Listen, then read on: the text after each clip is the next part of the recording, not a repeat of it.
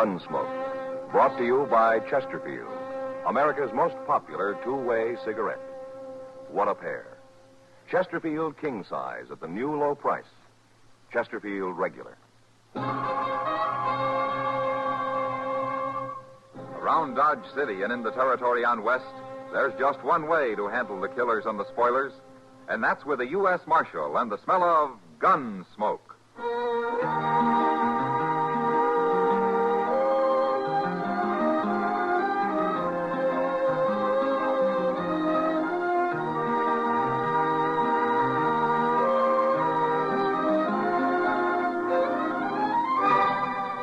Gunsmoke, starring William Conrad, the transcribed story of the violence that moved west with young America, and the story of a man who moved with it. I'm that man, Matt Dillon, United States Marshal. The first man they look for and the last they want to meet. It's a chancy job, and it makes a man watchful and a little lonely.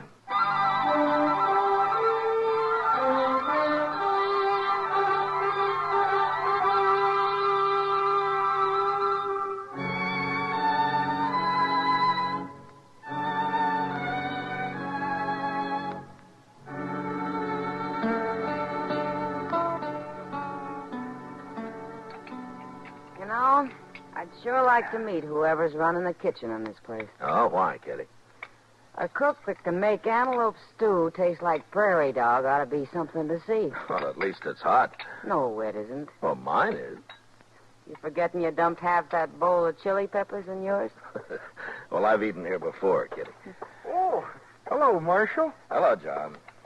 You know what I'd do if I owned this place, Matt? Tear it down? No. Look, it's got tables and chairs and knives and forks and spoons. And out back, they got a kitchen all set up with a stove and everything. So? Well, it's all here. I'd open a restaurant. You're spoiled, Kitty. Dodge isn't St. Louis, you know. St. Louis? I was there 6 months, 4 years ago. Hello, Matt. I'm Kitty. How are you, Doc? Oh, I'm fine. Well, sit down, Doc. Sit down. Oh, thank you. Oh, well, what are you eating? Stew? That's what they call it, Doc. Ah. Well, I'll try a little anyway. And then I'm going to bed. At noon? I was up all night, Kitty, out at the Brandt place. Mrs. Brandt have a baby? A boy. That's 5 I've delivered out there. You know, it seems to me it's about time they gave you one. Oh, no, gave me one. I've got enough trouble all by myself. But seriously, I'll tell you something, Matt. It's got so I'm afraid to be driving onto the prairie at all. More Indians, Doc? I ran into Sam Butler outside. He just drove in with his whole family and all his belongings loaded onto his wagon. Says he's quitting. Well, why? The Pawnees wiped out another family up near his place on the Smoky Hill River a couple of days ago. That's the second raid in the last 2 weeks. No wonder he's scared. Matt, he's telling everyone who will listen that it's a shameful thing for the law to be hiding out in Dodge while whole families are being slaughtered in the country. He is, huh? Yes. I thought you'd like to know. Hey, you sit with Kitty, Doc. I'm going to have a talk with Sam Butler. Sure. I'll see you later.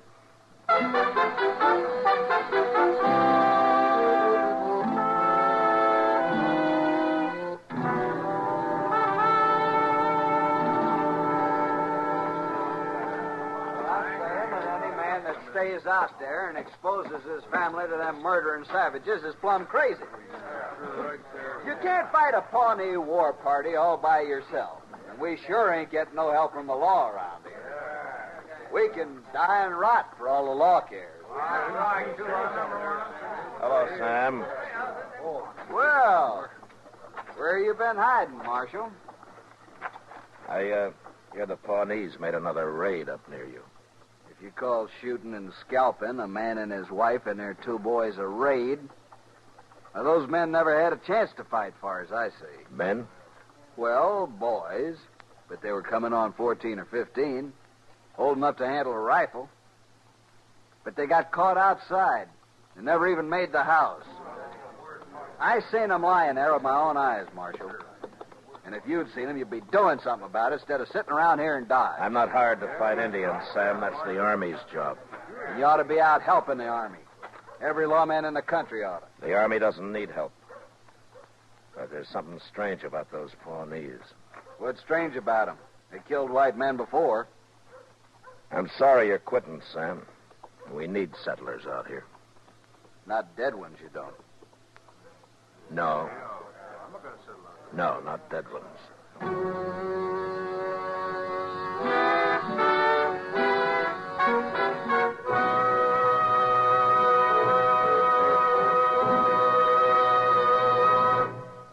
What a pair. What a buy. They're talking about king-size Chesterfield at the new low price. And Chesterfield regular. They're the quality twins.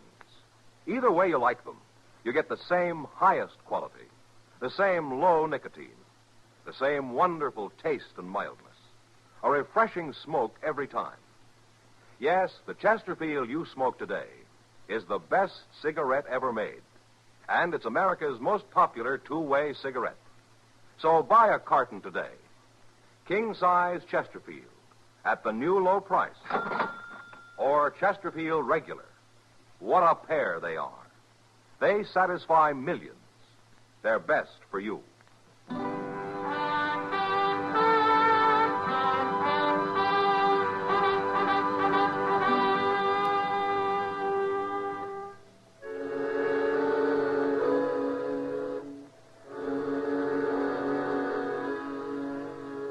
Chester and I left Dodge that afternoon, and toward evening the next day, we ran across a troop of cavalry camped on the Smoky Hill River.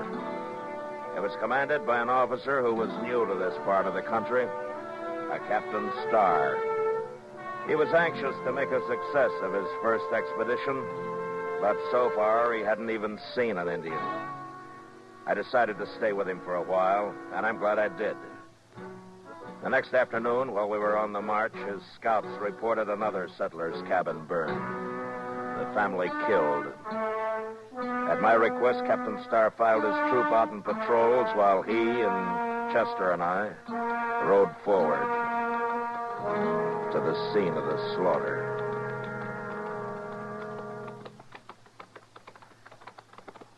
My scouts say these people haven't been dead very long, Marshal. This morning, probably. At dawn, Captain. Well, then those Indians can't be too far off. No, but Indians have a way of disappearing. There it is, Mr. Dillon. Burned right into the ground. It's just like that last cabin. Their bodies scattered around out front. Well, let's get up there. Come on. Oh.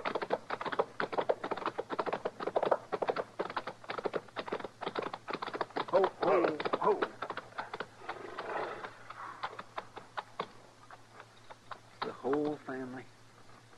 Man and his wife and their boy. Look over there. Against the water barrel. Oh, my. It's a little girl. It's a little girl.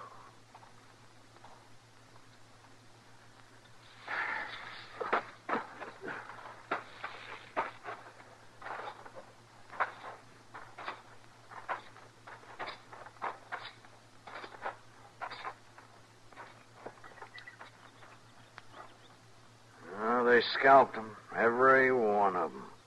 Even that little girl. They even scalped her. At least they didn't torture them. Did they torture the other families, Captain? No, they didn't, Marshal. They shot them just like this and scalped them. Where are you going, Marshal? What is it?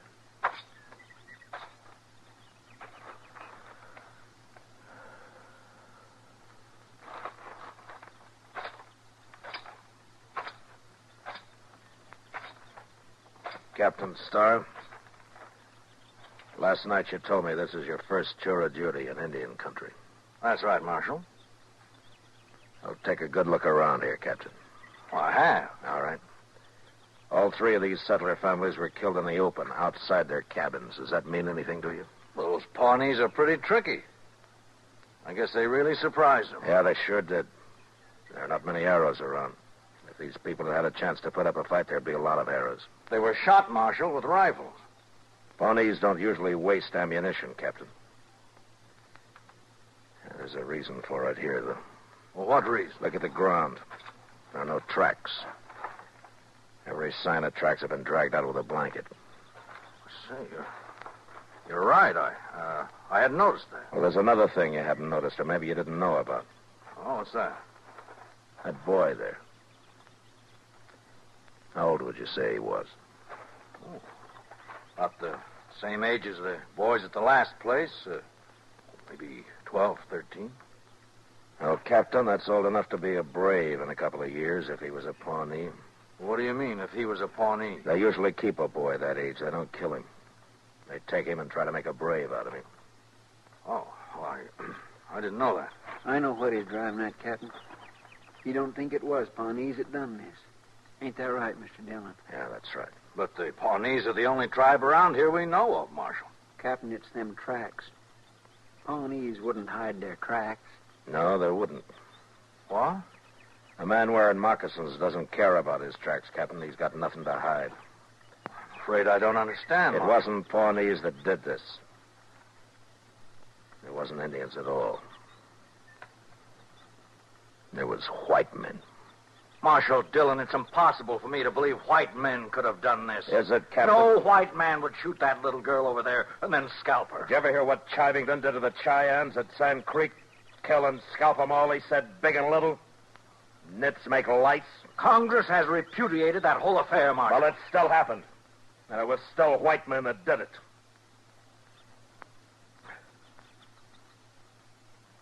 Oh. I suppose you're right. Yeah, I'm right.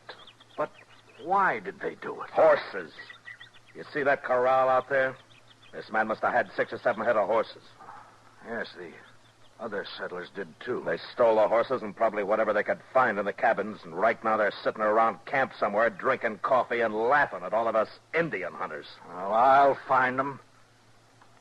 Well, it's a big country, Captain. I got a troop of cavalry out there, Marshal, over 100 men. All right, suppose you do find some riders with a bunch of horses. How are you going to know they're the men you're after? Well, these horses are branded, aren't they? With what brands? I don't know, but they must be registered somewhere. Maybe. But while you're out finding out all that, some other family's going to be slaughtered. There isn't time, Captain. I didn't realize how new I am at this game, Marshal. Oh, what would you suggest? Well, there used to be a corral about 5 miles upriver from here. If it's still standing, we'll bait it with a couple of dozen head of good cavalry horses. And then they'll come to us. Good idea. And I'll have my troop deployed and ready to move in. No, that wouldn't work. You can't hide 100 men, Captain. You'll have to keep your cavalry clear away from there. But how? Chester and I'll be there. We'll wait for him.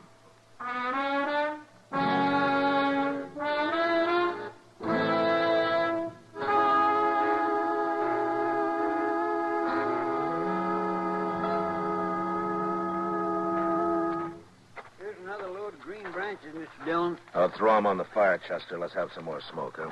Yes, sir.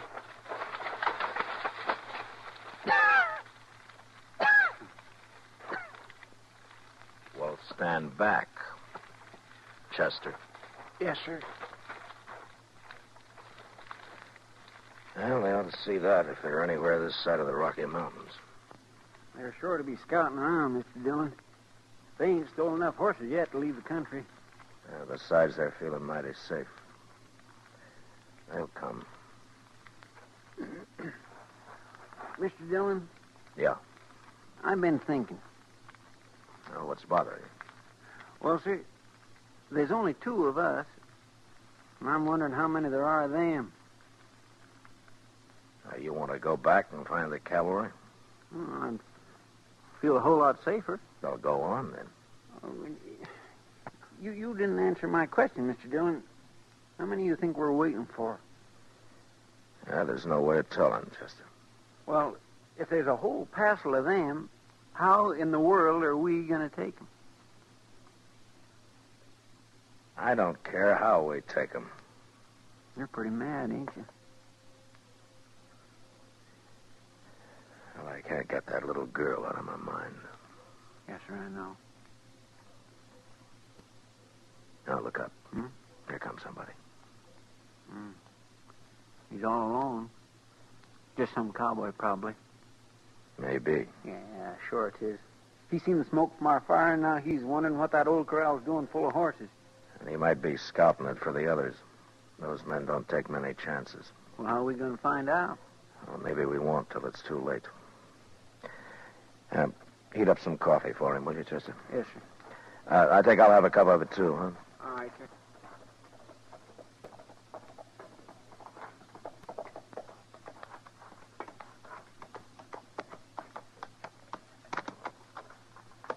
Morning. Oh, get on, stranger. We'll have some hot coffee up in a minute. Well, let's tie my horse here. Ooh. Sure used some coffee. Had to make dry camp last night. Oh? Well, you couldn't have been very far away. Why didn't you ride on down to the river here? Tell you why, mister, I was lost. I rode till after dark, and I got lost. Well, your horse could have found it for you. Maybe my horse ain't smart as yours. No offense. Sit down. Chester's bringing the coffee now. I've been sitting all morning. Here you are, mister. Oh. We ain't got no sugar. You men are traveling pretty light, ain't you? What do you mean?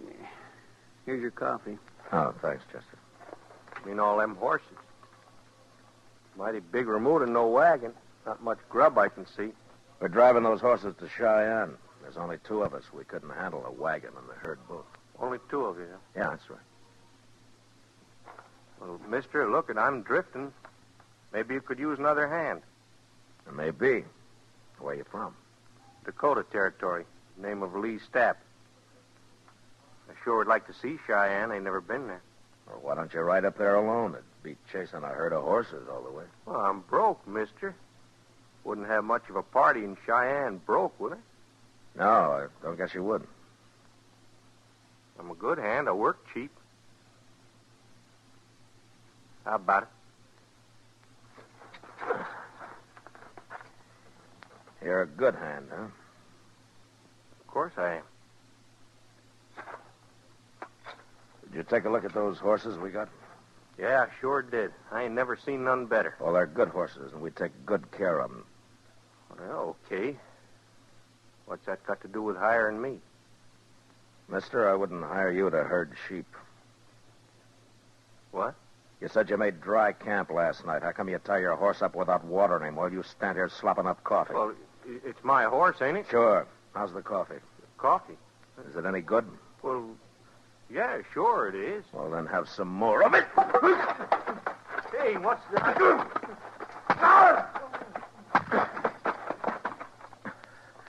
Chester. Yes, sir. Here, catcher's gun. Got it. All right, now go get some rope. We'll tie him up while he's still out. Yeah, but Mr. Dillon, you sure he ain't just a cowboy like he said? I was pretty sure, Chester, but this made me real sure. He was sticking out of his pocket. Oh, my. I'll get the rope, and we ought to hang him with it.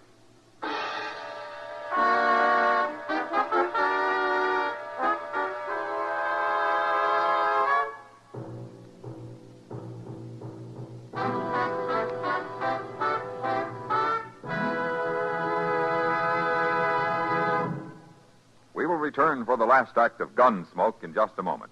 In regular or king size, you can get 'em either way. The best smoke ever made's the Chesterfield you buy today. Smokers coast to coast are changing, it's a cinch to do. Here's all you have to say to get the one that's best for you. Chesterfield's for me, Chesterfield's for me. You just say it's Chesterfield's for me. Friends, for your vacation, take along plenty of Chesterfield. Buy 'em by the carton. Chesterfield king size at the new low price. Chesterfield regular. What a pair. They're the quality twins. The same highest quality. The same low nicotine. Either way you like them, they're best for you. Smoke Chesterfield. It's America's most popular two-way cigarette.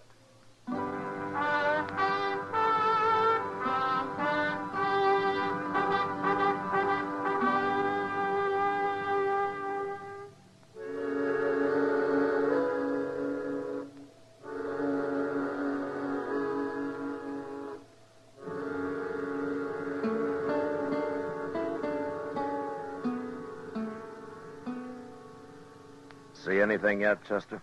Yes, sir. There's some dust about a mile away, Mr. Dillon. Is it moving? Right this way. I'd guess maybe a half dozen riders.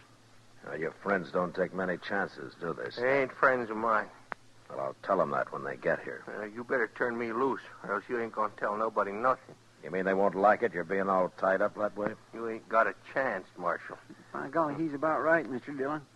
How are we going to fight 6 men? You know, I've been thinking, Chester, we could use Stapp here as a hostage. No, Marshal, don't do that. I don't aim to, Stapp. They wouldn't care whether you die or not.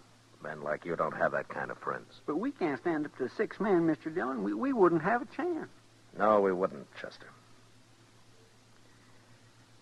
I'm going to do something I never did before in my life. What? You'll see. But first, get a bandana and fix Stapp up so he can't talk. That won't do you no good. Shut up and get on your feet. Here's a bandana. Here, I'll do it. All right, on your feet, Stapp. Now turn around.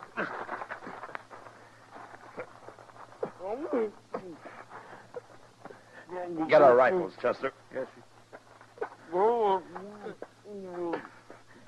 There. That'll keep you quiet, Stapp. All right, now walk.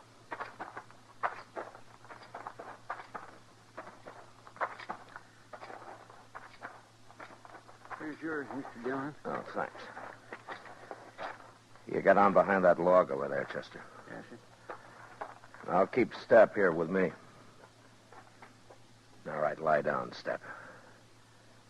And if you make any noise, I'll split your skull. Now, go on. Lie down.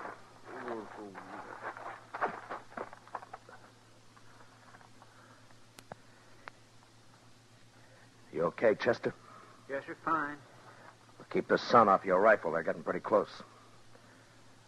Now, quiet. Mr. Dillon?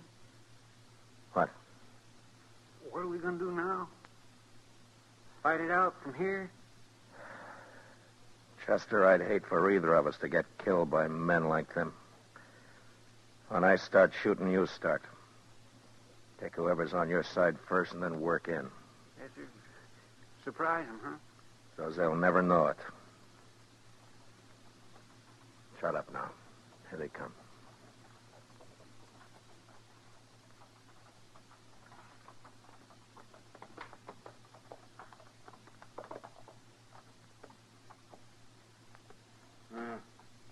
They must be over the river.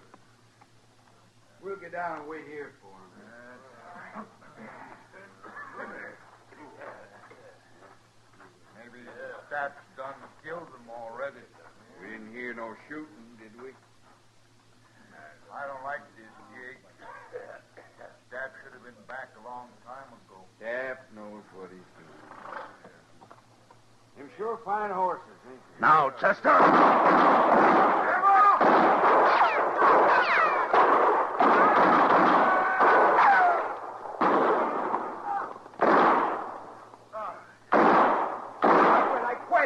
I give up. Don't shoot no more. All right, throw away your guns.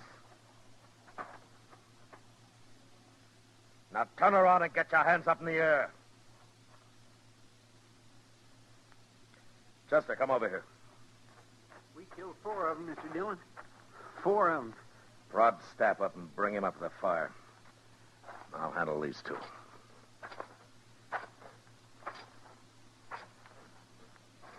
You 2 stop just in time. You can turn around now. Who are you? What'd you ambush us for?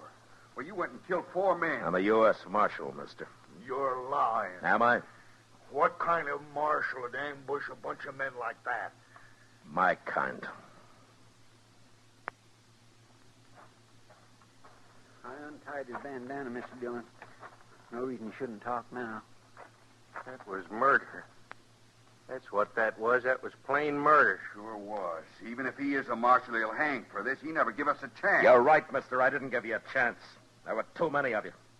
Besides, I never knew any man that deserved a chance less than you. What are you talking about? We ain't done nothing. You haven't, huh? Well, I found this on your friend's stat, mister. Here. Take a good look at it. Well, what's this? This ain't nothing, just a little yellow ribbon. I burned the rest of it. You blasted fool, Stapp. I didn't get nothing else. It was just kind of a souvenir. I told you to get rid of everything. Stapp, I'm sorry you came in alone. I wish you'd been with the others. But I'll see you hanged. All 3 of you. And it's that little girl's yellow hair ribbon that's gonna hang you.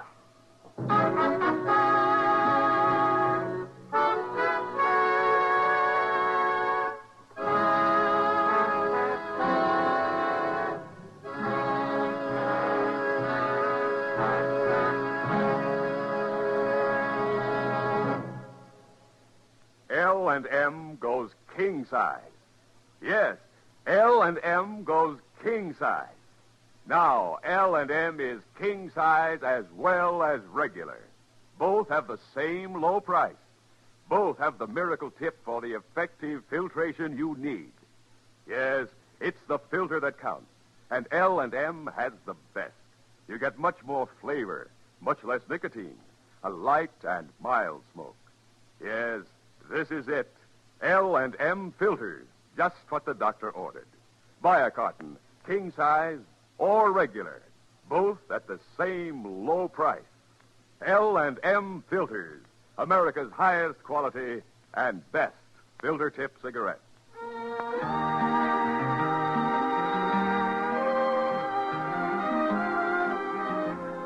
Gunsmoke, produced and directed by Norman McDonald, stars William Conrad as Matt Dillon, U.S. Marshal. Tonight's story was specially written for Gunsmoke by John Meston, with music composed and conducted by Rex Corey.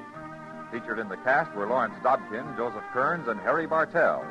Harley Bear as Chester, Howard McNear as Doc, and Georgia Ellis as Kitty. Join us again next week as Matt Dillon, U.S. Marshal, fights to bring law and order out of the wild violence of the West in Gunsmoke.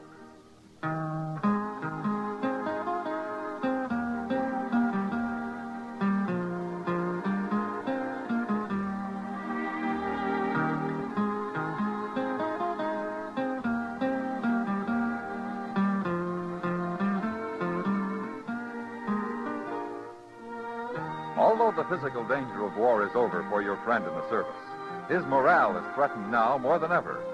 He worries about being the forgotten man. And when there's no mail from home, that's when loneliness really settles in. And it's tough to be lonesome. The USO knows there's nothing like a letter to make a fellow feel better. Why don't you let your friend in the service know you're thinking of him? If you're a cousin, neighbor, schoolmate, or a member of his church, club, or union, write to him today. Remember, it's tough to be left out at mail call.